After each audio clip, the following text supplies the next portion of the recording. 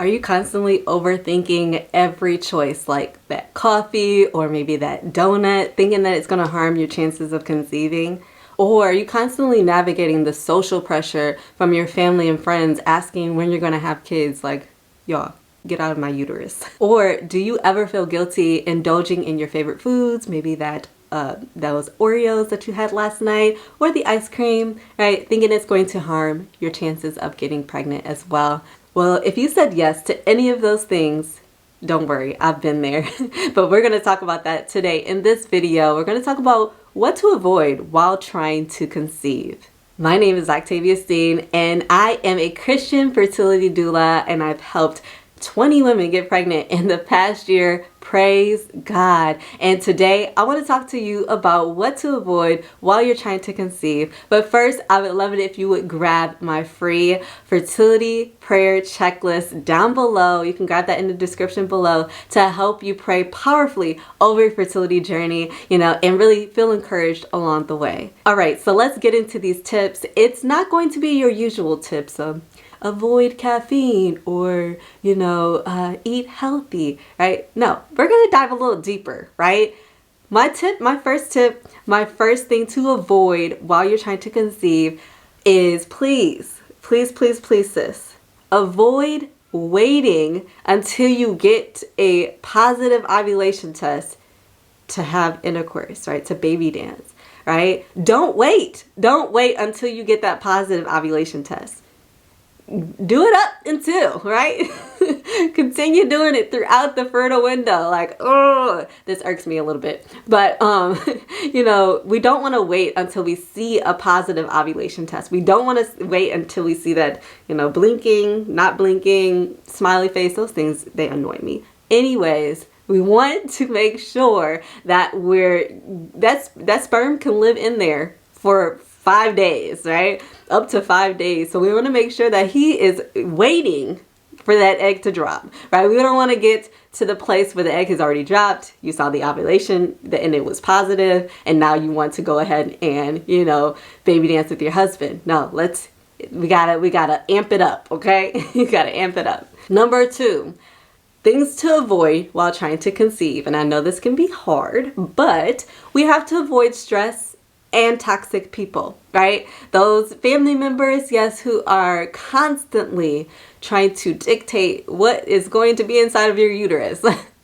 We have to avoid, those conversations maybe, or even talk to them in a way and help them understand where you're coming from, and really let them know, I had to let my family know, like, maybe you should ask God. Ask God when he's going to do that for us. But, avoiding stress along your journey is very helpful, right? Because stress can really impact our fertility. It can impact our hormones, right?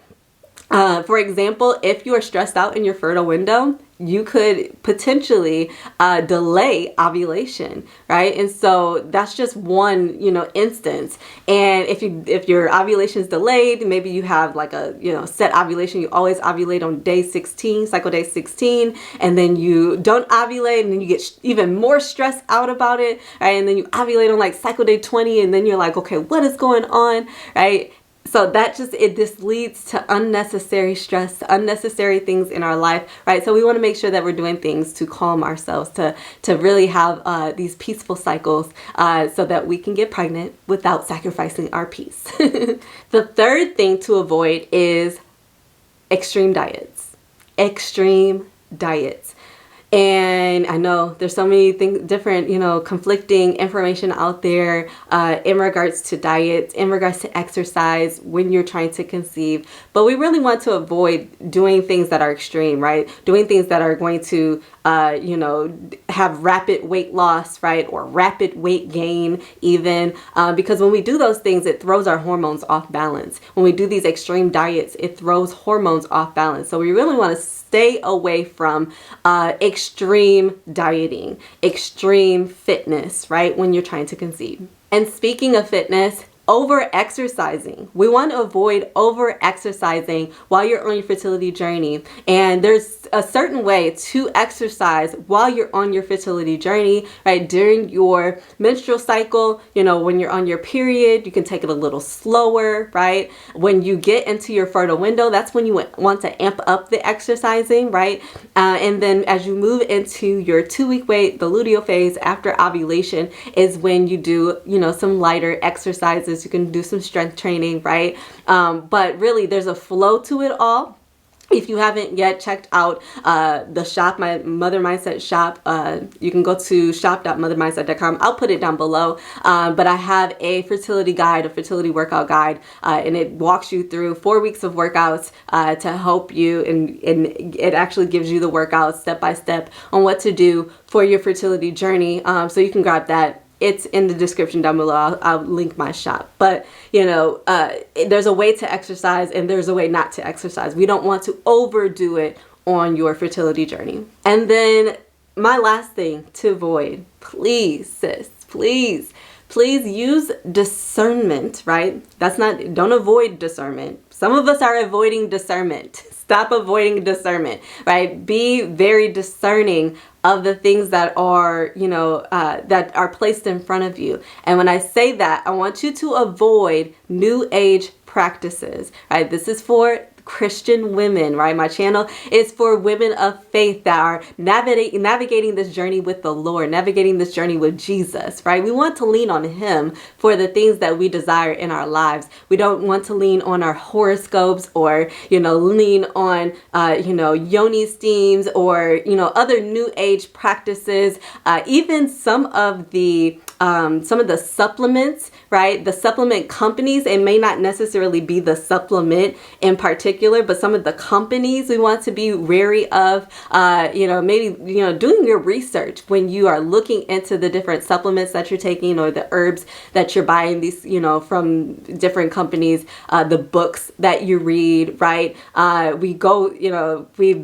I've talked to my clients about this inside of my fertility mindset mentorship, and they'll post a book, and it's great. I love this community because they'll post something like a book, and someone will come back and say, "Oh yeah, that's not a good book to get into because it includes witchcraft and things like that."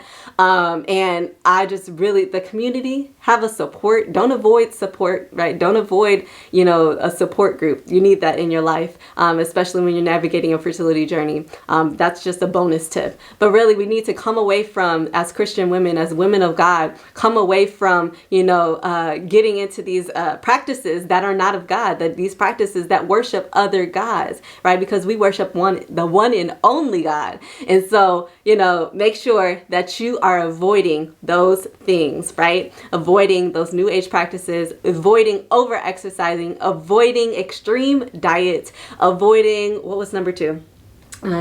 Stress and toxic people, and then avoiding waiting until you see a positive ovulation test to baby dance. So I hope that these tips were helpful for you. If you would like more tips, there are more on my channel, right? Go to my channel and go through. I have tons of videos. I think I have like 500 plus videos, maybe like 300 plus videos on my channel now. And so go through those videos if you would like more tips on trying to conceive. And I will see you in the next video.